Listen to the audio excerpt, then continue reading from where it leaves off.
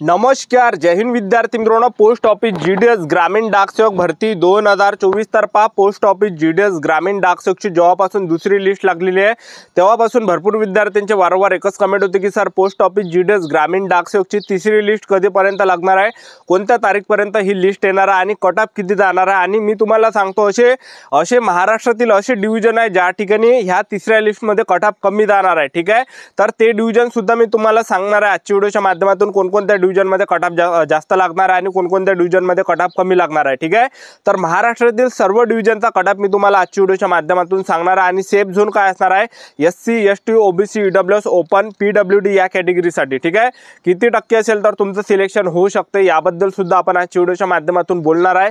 ज्या विद्यार्थ्यांना 60%, 70%, 80%, 90% आहे तर या गटातील जर तुम्ही असाल तर तुमचं सिलेक्शन कोणत्या लिस्टमध्ये होणार आहे याबद्दल सुद्धा तुम्हाला माहिती सांगणार आहे। तर आजचा व्हिडिओ खूप महत्त्वाचा होणार आहे, व्हिडिओ शेवटपर्यंत बघा आणि व्हिडिओला आताच लाईक करा। नमस्कार विद्यार्थी मित्रांनो, माझी नोकरी कॉर्नर यूट्यूब चॅनलवर मी गोपाल अनखळे तुमचं सर्वांचं सहर्ष स्वागत करतो।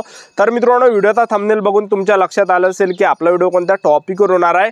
व्हिडिओ सुरू करण्याच्या आधी आपल्या यूट्यूब चॅनलला सबस्क्राइब करा जेणेकरून प्रत्येक भरतीचे अपडेट तुमच्यापर्यंत सर्वात आधी पोहोचेल आणि जास्त करून पोस्ट ऑफिस जीडीएस ग्रामीण डाकसेवक भरतीच्या रिलेटेड जास्त व्हिडिओ आपल्या चॅनलवर अपलोड करत असतो। पहा विद्यार्थी मित्रांनो, ज्या पण विद्यार्थ्यांचं पहिल्या लिस्टमध्ये सिलेक्शन झालं नसेल, दुसऱ्या लिस्टमध्ये सिलेक्शन झालं नसेल तर तुम्हाला घाबरायचं नाही, तुम्हाला खचून जायचं नाही। ठीक आहे, कारण की पहा विद्यार्थी मित्रांनो, तुम्हाला संयम ठेवायचा आहे। ठीक आहे, कारण की पोस्ट ऑफिस जीडीएस ग्रामीण डाकसेवकच्या 2च लिस्टा लागत नाही, 3च लिस्टा लागत नाही, तर जवळपास यावेळेस 7 ते 8 लिस्टा लागणार आहे। कारण की 2022ला भरती निघाली होती त्यावेळेस सुद्धा जवळपास 7 ते 8 लिस्टा लागल्या होत्या आणि त्यावेळेस 40,000 जागा होत्या। आणि 2023ला सुद्धा भरती निघाली होती पोस्ट ऑफिस जीडीएस ग्रामीण डाकसेवकची, तर त्यामध्ये सुद्धा जवळपास 30,000 जागा होत्या आणि 7 लिस्टा लागल्या होत्या।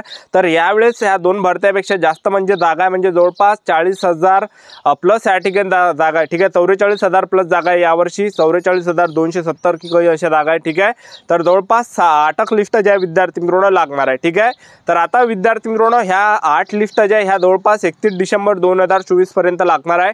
31 डिसेंबर 2024 पर्यंत तुम्हाला वाट पाहावी लागणार आहे। ठीक आहे, तर त्याचबरोबर आता तिसरी लिस्ट कधीपर्यंत लागणार आहे हे तुम्हाला इथं क्लिअर करून देतो। तर पहा पोस्ट ऑफिस जीडीएस ग्रामीण डाकसेवकची जी आहे तिसरी लिस्ट आहे हे जवळपास 7 ऑक्टोबर 2024 पर्यंत लागणार आहे। तर आजची तारीख 3 ऑक्टोबर 2024 आहे, तर 7 ऑक्टोबर 2024 पर्यंत हे तिसरी लिस्ट तुमची लागणार आहे। ठीक आहे, तर पहा हजारो विद्यार्थ्यांचं सिलेक्शन झालं होतं पहिल्या लिस्टमध्ये, दुसऱ्या लिस्टमध्ये सुद्धा हजारो मुलांचं सिलेक्शन झालं।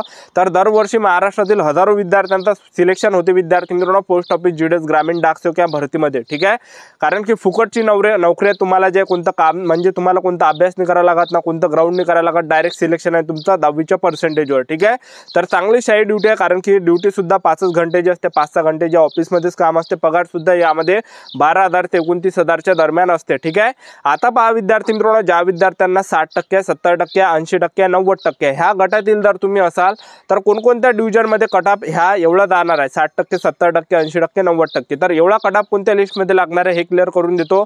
तर हे जवळपास शेवटल्या लिस्टमध्ये तुमचं सिलेक्शन होणार आहे। कोणकोणत्या डिव्हिजनमध्ये म्हणत आहे मी तुम्हाला, सर्व डिव्हिजन मध्ये नाही सांगत आहे। ठीक आहे, ज्या ठिकाणी कमी अर्ध आले असेल ज्या डिव्हिजनमध्ये तर त्या ठिकाणीच कमी जाणार आहे। ठीक आहे, तर मी तुम्हाला असे काही डिव्हिजन सांगतो की त्या ठिकाणी कट ऑफ जाणार आहे कमी कॅटेगरीनुसार। ठीक आहे, चंद्रपूर डिव्हिजन आहे, गोवा डिव्हिजन आहे, त्याचबरोबर पालघर डिव्हिजन आहे। ठीक आहे, चंद्रपूर डिव्हिजन, गोवा डिव्हिजन आणि पालघर डिव्हिजन आणि त्याचबरोबर रत्नागिरी डिव्हिजन। ठीक आहे, आणि Sindhudurg division.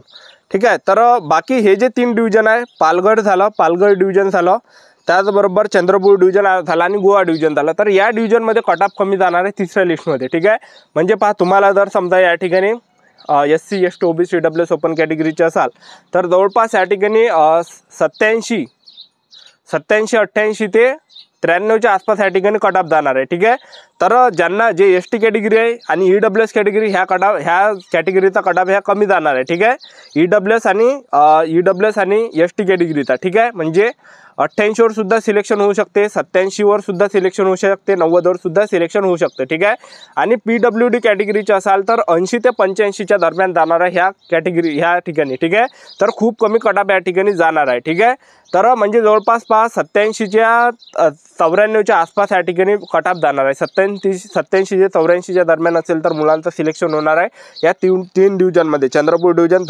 Chandrapur division, Goa division आणि पालघर डिव्हिजन. ठीक आहे. आता आपण बाकीच्या डिव्हिजन तर तुम्हाला सांगतो सेफ झोन काय असणार आहे. तर अहमदनगर डिव्हिजन आहे, अकोला डिव्हिजन आहे, अमरावती डिव्हिजन आहे, अमरावती डिव्हिजन आहे, त्याचबरोबर औरंगाबाद संभाजीनगर आहे, बारामती डिव्हिजन आहे. तर या 5 डिव्हिजनचा तो कट ऑफ थोडा जास्त जाणार आहे. ठीक आहे. SC ST OBC EWS open कॅटेगरीचे असाल 90 ते 94च्या आसपास जाणार आहे, 90 ते 94 पर्यंत. ठीक आहे. PWD कॅटेगरीचा जवळपास 88 किंवा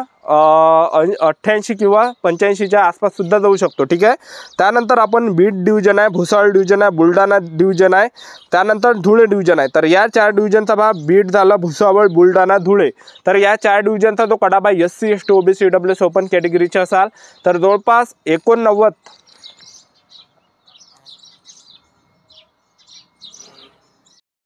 तर या डिव्हिजनचा जो कडाप आहे SC ST OBC EWS open कॅटेगरीचे असाल तर जवळपास 90 ते 94च्या आसपास कडाप जाणार आहे, एवढा सेफ झोन असणार आहे. ठीक आहे.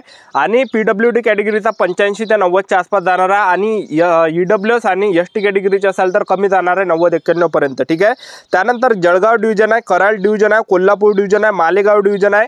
तर या 4 डिव्हिजनचा जो कडाप जाणार आहे SC ST OBC EWS open कॅटेगरीचे असाल तर 89 ते 93च्या 94च्या आसपास या ठिकाणी जाणार आहे सेफ झोन. ठीक आहे. आणि जे PWD कॅटेगरी आहे 85 ते 90च्या आसपास जाणार आहे. ठीक आहे.